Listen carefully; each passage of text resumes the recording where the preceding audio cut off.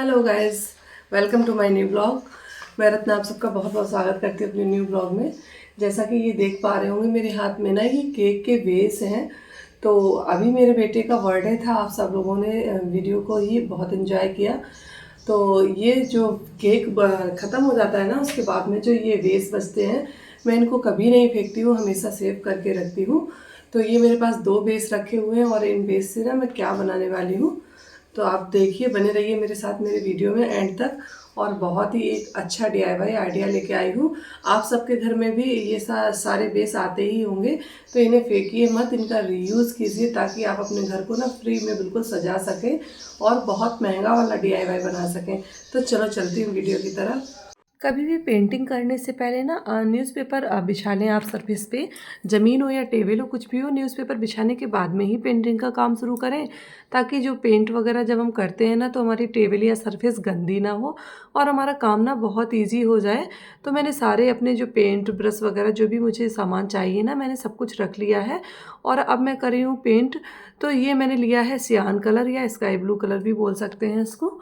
तो मैंने इसको करने के लिए ना नॉर्मल ये जो बेस है ना, इसका जो एक साइड पे जो पन्नी लगी होती है उसको नहीं हटाया, सेकंड दूसरी साइड पे बैक साइड से मैं पेंट कर रही हूँ। और पेंट करने के लिए मैं फर्स्ट कोट कर रही हूँ। फर्स्ट कोट जब बहुत अच्छे से हो जाएगा उसके बाद में इसके ऊपर ना सेकंड कोट अप्लाई करूँगी। तो कर लिया है और फर्स्ट कोट में ना इतनी अच्छी फिनिशिंग नहीं आती है, तो सेकंड कोट करना ही पड़ता है।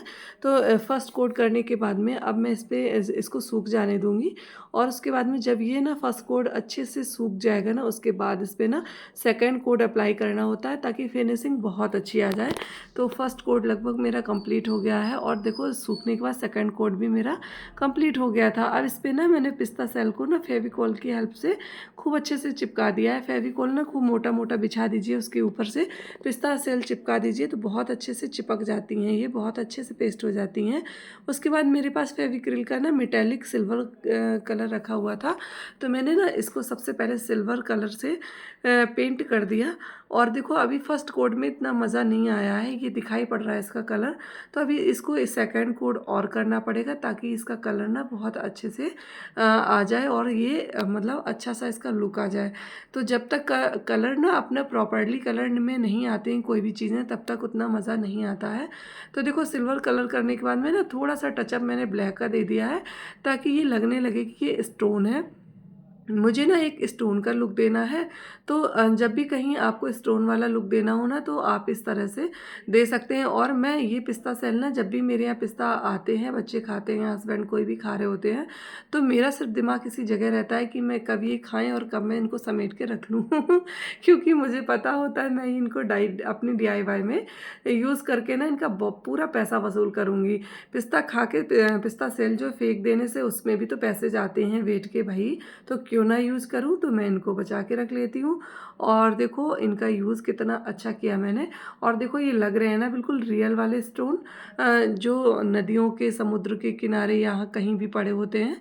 तो उसी तरह से मैंने इनको हल्का हल्का पेंट किया। और आराध्या स्कूल से आ गई थी, और जब भी मैं कोई काम कर रही हूँ और आराध्या का हाथ ना चले, ऐसा तो कभी हो ही नहीं सकता है। आराध्या को बड़ा मज़ा आता है मेरे कामों में बीच में टांग अड़ाने में। और उसके बाद में ना अब मैं इसमें जो नीचे का मेरा जो काम था वो पूरा फिनिश हो गया है। अब ऊपर मैंने बीच बीच में फेविकॉल लगा दिया है, इसमें लगा दूंगी अब पिस्ता सेल बीच बीच में, ताकि एक बहुत अच्छी चीज़ को मैं बनाऊंगी। पूरा मतलब पूरा वीडियो देखिए बिना स्किप किए हुए, पूरा समझ आएगा और बहुत अच्छा DIY बनने वाला है। तो अब देखो पिस्ता सेल मैंने इसमें एक एक करके लगा दी हैं। और थोड़ा फेविकॉल अच्छा वाला लीजिए और ज़्यादा से चिपकाइए ताकि ये बहुत मजबूती से पेस्ट हो जाए और उखड़े नहीं, क्योंकि जब ये अगर ये उखड़ जाएंगी तो ये DIY का मज़ा ही बेकार हो जाएगा। तो अच्छी तरह से मेरी पिस्ता सेल सारी चिपक गई थी। और देखो मैं एक जुगाड़ करती हूँ, ये बॉटल में मैंने ना तारपीन का तेल भर के रखा है। जब भी मुझे ब्रश धुलना होता है तो बस इसी बॉटल में डिप कराती हूँ और डायरेक्टली धुल लेती हूँ, ताकि मेरा तारपीन का तेल भी बर्बाद नहीं होता और कोई भी दूसरी चीज़ भी मुझे बर्बाद नहीं करनी पड़ती है। और अब मुझे बनाना है ग्रास। तो ग्रास बनाने के लिए देखो मेरे बच्चे ना बहुत शैतान हैं, छोटे छोटे बच्चे, उनको काम होता है तो मेरी सारी चीज़ों को यूज़ कर लेते हैं और बर्बाद करके रख देते। तो मेरा ब्रश तो ख़राब हो गया था। अब मैं क्या करूँ, तो मैंने सोचा ना चलो ये जो मेरे पास बॉटल्स रखी हैं इनकी कैप से ही मैं ग्रास बना लेती हूँ। भाई जुगाड़ करने का तो मुझे बहुत आइडिया है। तो मैंने ये जुगाड़ करके ना बहुत अच्छे से ग्रास भी बना दी। और अब ना जो पिस्ता सेल पेस्ट की थी ना, इनको फ़िश का लुक देना है मुझे। तो फ़िश का लुक देने के लिए मुझे मल्टी कलर की फ़िश बनानी है जो कि एक्वेरियम में रहती हैं। तो बस मैंने क्या किया है ना, इनको मल्टी कलर का कलर कर दिया है। मल्टी कलर से मेरे पास जो भी कलर्स रखे थे मैंने उनका यूज़ करके इनको कलर कर दिया। और बच्चों का वाइटनर रखा हुआ था तो वाइटनर से मैंने वाइट कलर से इसकी डिटेलिंग भी कर दी। अब भाई सारे कलर तो कहाँ से मैं लाऊं, जो भी बच्चों की स्टेशनरी रखी होती है बस उसी को यूज़ कर लेती हूँ। और परमानेंट जो मार्कर होता है ना ब्लैक वाला, वो रखा था ना, तो उससे मैंने आइज़ की डिटेलिंग कर दी और भी थोड़ा सा टचअप कर दिया ब्लैक से ना फिश को। तो बहुत अच्छा इनका लुक आ गया निकल के, देखो।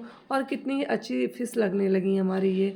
तो इस तरह से जो भी चीज़ें मेरे पास रखी हुई थी घर पे ना, मैंने सारी उन्हीं चीज़ों का यूज़ भी किया है। एक भी रुपया मार्केट से मैं इस काम के लिए मैंने एक भी रुपया खर्च नहीं किया है। जो भी बच्चों के सामान या घर में पुराने सामान रखे थे उन्हीं से बस मैंने जुगाड़ बना के ना ये सारा अपना काम कर लिया। और इससे देखो ये जो वाइटनर होता है ना, इससे डिटेलिंग बहुत अच्छी होती है और बहुत अच्छे से डिटेलिंग हो गई है। तो देखो सारी फिश का लुक भी बहुत अच्छा आ रहा है। और अब ना अब क्या करूँगी, इससे जो ब्लैक जो परमानेंट मार्कर होता है ना, इसकी इंक भी ख़राब नहीं होती है। अगर आइज़ बनानी है, जो भी डिटेलिंग करनी है ब्लैक कलर से, तो आप इसका यूज़ कर सकते हैं। ये बहुत ही अच्छा रहता है। अब मुझे फ़िश की टेल बनानी थी, तो फ़िश की टेल बनाने के लिए मैंने ना ट्रायंगुलर शेप में मेरे पास कुछ मिरर रखे हुए, तो मैंने उनको लगा दिया ताकि इनका जो लुक है ना बहुत अच्छा आ जाए। और मेरे पास ना थोड़ी सी लिपन आर्ट भी मैं करती हूँ, कभी कभी मुझे बहुत अच्छी लगती है लिपन आर्ट। तो उसके मिरर भी रखे रहते हैं ना, तो मैंने सोचा कि जो हाफ सर्कल ये ब्लैंक रह गया है, इसमें मैं राउंड शेप में जो मेरे पास मिरर रखे हुए थे ना उनको लगा दिया।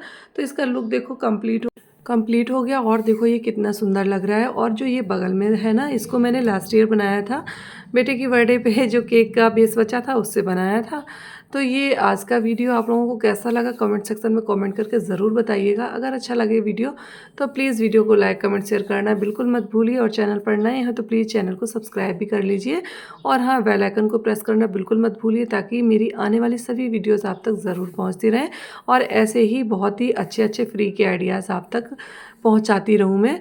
तो बस ये था आज का वीडियो। चलती हूँ, फिर मिलूँगी एक बहुत इंटरेस्टिंग वीडियो में। तब तक के लिए okay friends, bye bye, take care, Radhe Radhe, जय श्री कृष्णा, जय बिहारी जी।